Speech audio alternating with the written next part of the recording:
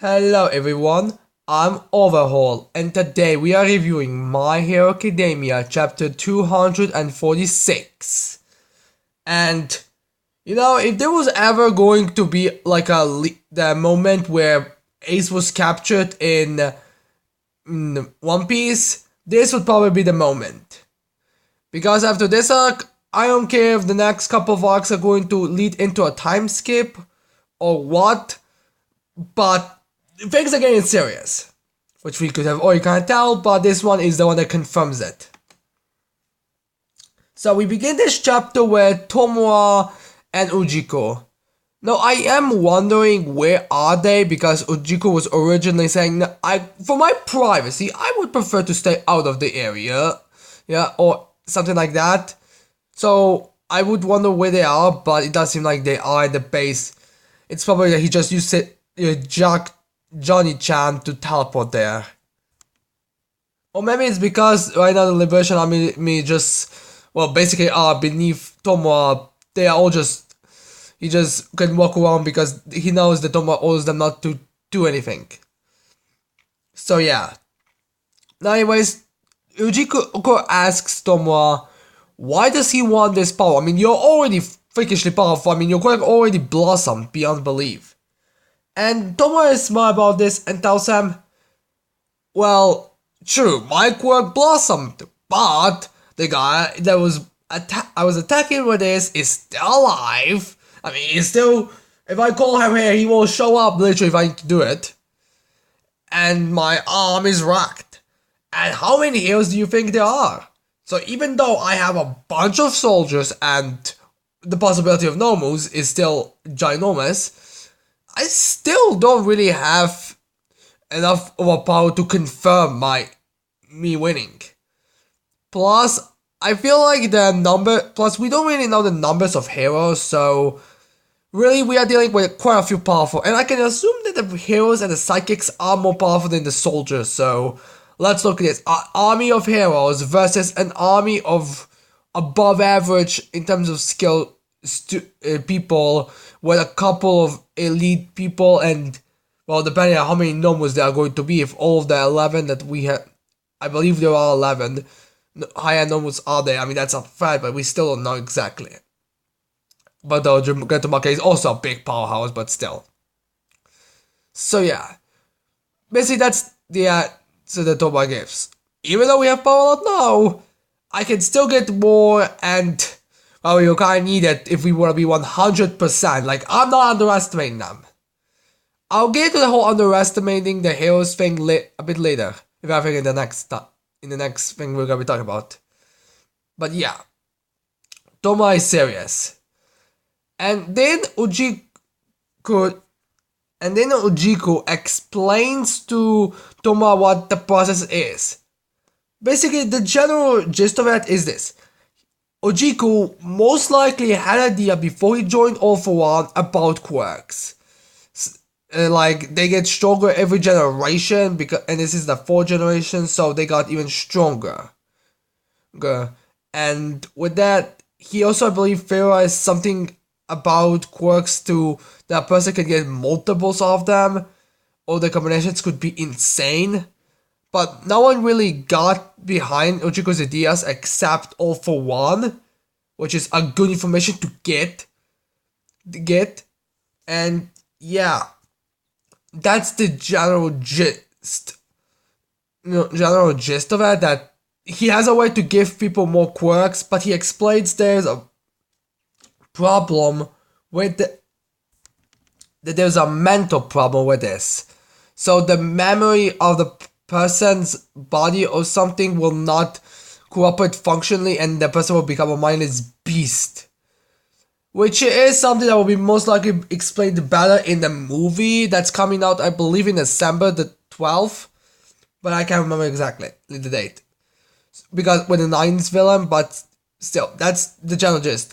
There's a way to get Toma a bunch of powers. In fact, apparently even one foal can get Toma, which has been said to be the only quirk that has eluded that All for One, which makes me think that All for One had at least every single quirk that exists except one fall. but still. And in fact, that could explain why All For One didn't have his his original fighting style, because he give them all to Jiku to give later to Tomoa. So yeah, that's basically. So the plan is to put Tomoa into this chamber that will give him a bunch of quirks, which will take apparently around 4 months, which is the reason why they are not going to be doing anything for 4 months, or at least not actively. And also the image we see of Tomoa here is amazing. Like, he has like the butterfly wings, which I think are the same ones as we got in a cover when they were kind of reacting to something. So we find out where that came from. And apparently his Tomoa will be an insane amount of pain, which makes me think that even if he doesn't get a quirk that allows him to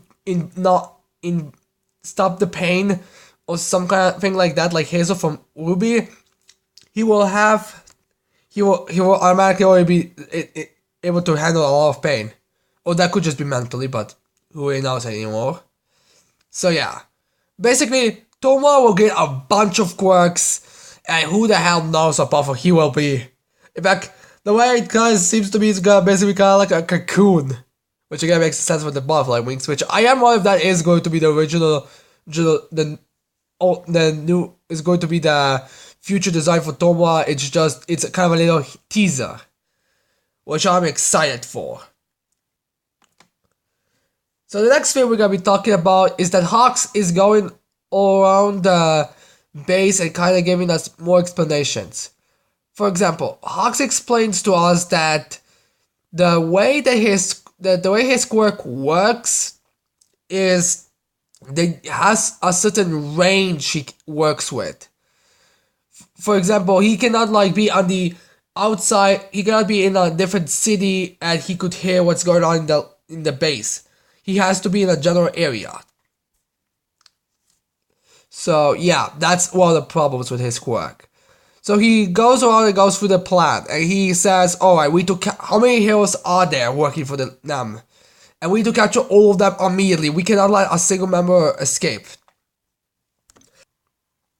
So yeah, now he comes across another dude that, I don't know, he kind of reminds me of Jotaro from JoJo's Bizarre Adventure. Most likely because of the hat. And yeah, apparently that's the cafeteria. Or something. It's most likely not a cafeteria, because I do wonder why would the cafeteria need a bodyguard. So yeah, anyways. So yeah. Then Dastro appears behind Hawks and asks him, "Oh, Hawks, about those books, or the handing out the books to the heroes." At first, it's kind of played seriously, like that's just going to say something. Oh shit, for Hawks, but in reality, he's just like, "Oh, I am so happy you've accepted the message and you believe in it so much, and I'm happy you're handing it out to the people.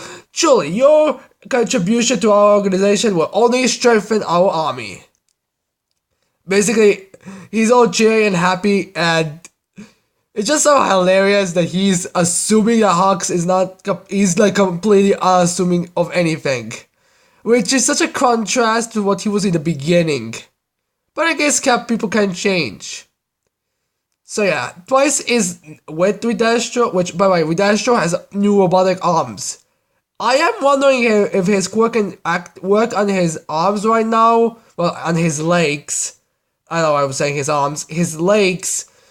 So I am wondering if, like, when he goes to his bulky form, his legs can also match the bulkiness. So Twice is like asking Hawks, "Hey, I'm still kind of confused about it, so could you explain to me later?" And Hawks like, "Oh yeah, sure. It's actually very simple. So it's not very much." Then Hawks goes around a little bit and he says, "I was not very much for the new generation, but I guess that the young generation of heroes is the only outcome. It is our best chance." And he says something that I am kind of wondering about. Like Hawks addresses that thank you, Dobby, for underestimating the students, which is weird. I don't believe I mentioned this in the last review, but for Dobby, the same guy who called himself weak when he was with his clone that was half his stamina and was fighting against a hero that can erase quirks, call himself weak, would be saying, these three stewards who I've barely seen in combat, in fact one of them I haven't seen in combat, and the other one I only saw little brief skirmishes when he had his arms broken, and the third one and I saw only like one attack from is all of them haven't improved much. Which, if that's the official translation, is also what they say with what Hawks Dobby says, could mean he does have a high view of them. It's just he doesn't think they have been improving all that greatly. Like seriously, when did Dobby actually see these students ever in like a pure head-to-head combat situation? It makes no. I mean, it just makes no sense. So I would not be surprised. In fact, the way this guy is brought up, I do wonder if this is a hint towards Dobby knowing that Hawk's a double agent, and him knowing all that is just he's playing along. Oh, Hawks jump into the case not because he wanted to help, but actually just to hide his skills, so I would be more ambiguous. Oh, and I'll play your game, Hawks. Let's play this game of checkers. Because something about Dobby being the one that underestimates his opponent sounds weird. Plus, Dobby is a guy whose voice is so pretty much the same. Like, I don't believe his voice ever changed its monotone, like, at all in the third season and the end of the second season. So if you will come to tell me that, so it's kind of hard to tell by his voice if he's serious or just joking or lying, so yeah. So yeah, that is interesting. I am interested to know if Dobby actually thinks of them low, or does he actually think of them high, it's just he doesn't think they have improved very much higher than they already were, or if he is planning something. I mean, we don't exactly know. And now for the final part of this chapter, and that's Dobby reacting to the news. And I'm guessing remembering when those people that are in charge of the heroes tell him to train the new generation and all that, because this is the contingency plan for the heroes. They're going to use the young heroes, students like Izuku, Bakugo, and all the other ones, as their backup plan against this army.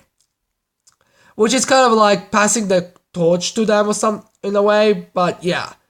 So, originally the Psychics think that Shoto is only going to be trained by Endeavor and the other two will have to train with them, but Endeavor it shows it from them and says, you three are going to be working directly under me. And yeah.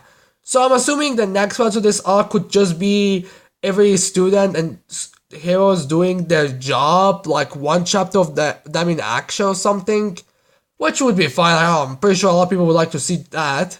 I mean, I'm sure no one's going to be complaining. We get until the end of the year a bunch of chapters with all their students just saving the day with their pro heroes respectively. So yeah, I could see that.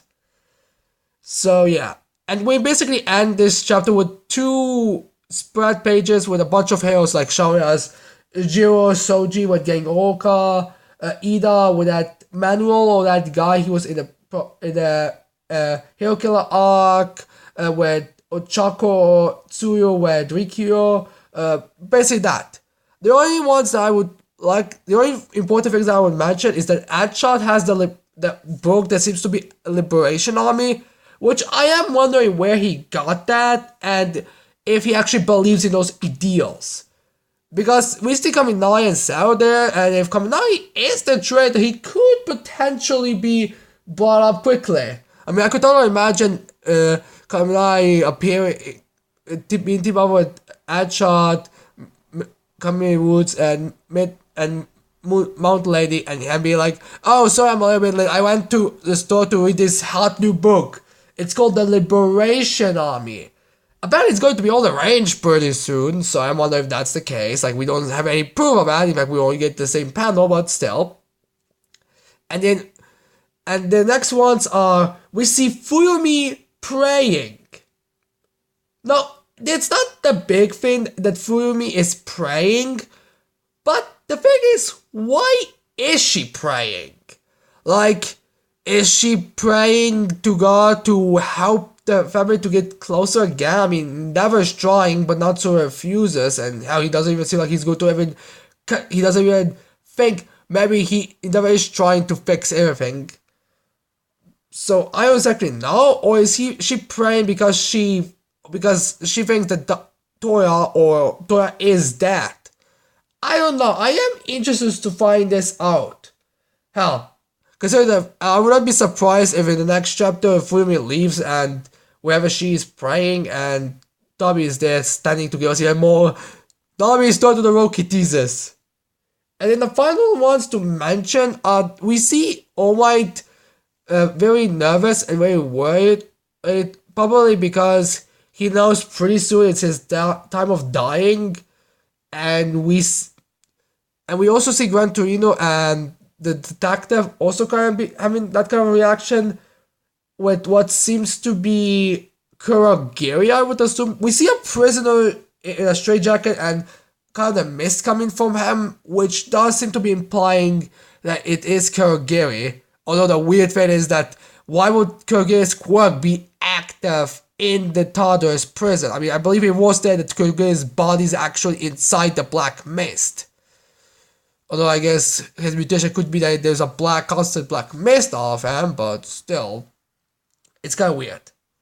So yeah, I am definitely interested to know why Fumi is praying, what's with the deal with Acha in the Liberation Army book, and what is All Might worried about. So yeah, the next couple chapters are most likely going to be a little more easy, more on breaks, probably more of a showcasing all the capabilities of the heroes, because we haven't seen them for a long time, and honestly I feel like all the students should get at least one moment to shine on their own, because honestly to God I don't think they're going, because honest to God the paranormal liberation fight, unless in the final battles they're going to have like, oh, this guy can fight, can showcase the capabilities of this one. We don't exactly know. Well, I know I'm definitely interested to see where these arcs are going through. So yeah. Anyways, I hope you like this video. I hope you're gonna leave a like and subscribe to my channel for more videos in the future. That's it. I cannot wait to see all people next time. Bye.